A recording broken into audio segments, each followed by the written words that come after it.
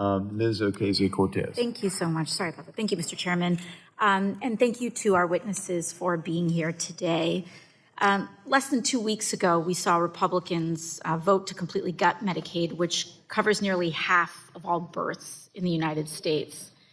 And they did this despite the fact that the United States, the richest country in the world, also has the highest rate of maternal deaths among all wealthy countries.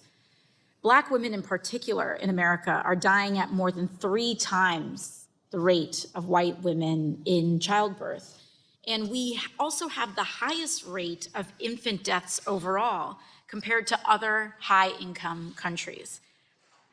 We're also the only country that doesn't guarantee healthcare as a basic human right. Dr. Chen, as a medical provider, can you speak to why the United States has such high rates of infant and maternal mortality?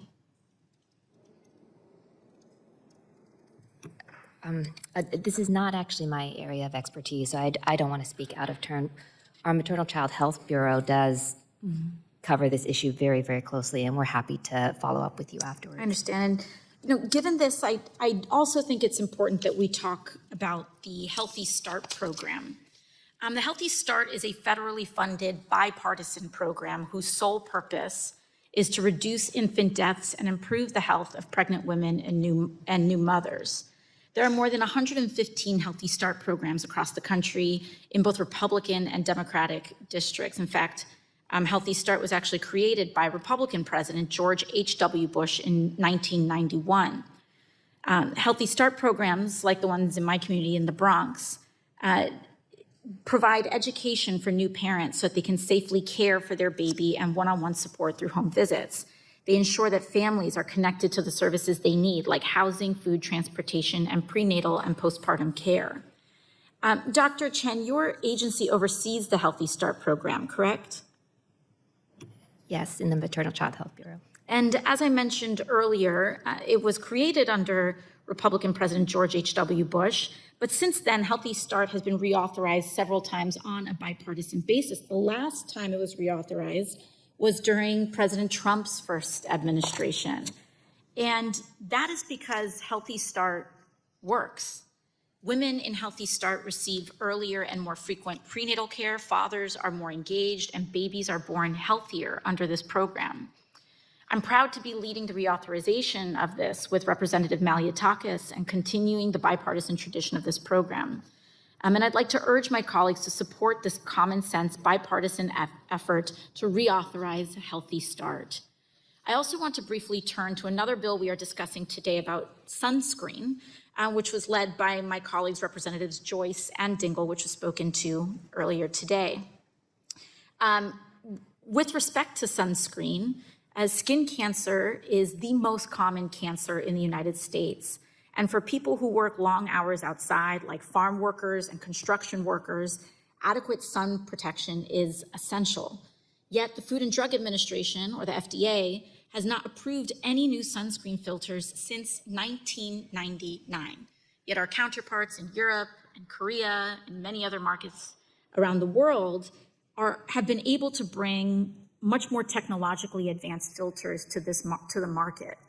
And the reason this is important is that it's not just a cosmetic issue.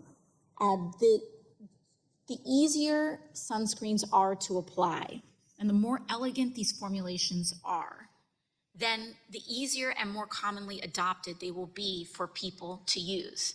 If they are uncomfortable, if they smell bad, if they have all of these other issues, folks who work on farms, folks that work in construction, people who work in the sun are less likely to use them, and it elevates cancer risks for working people. And so I am deeply supportive of efforts within the FDA to help streamline a safe process for approving these new filters, ensuring, yes, we want to make sure that there aren't endocrine disruptions or any other kinds of issues, ensuring the safety of these. But surely we can come to a process where we don't have to wait 25 years between filters when we're being outperformed by the rest of the world. So I want to express my support for those efforts and ensure that we can get this moving. because it's just simply unacceptable. And Dr. Corrigan-Perret, why is the United States so far behind other countries when it comes to available sunscreens?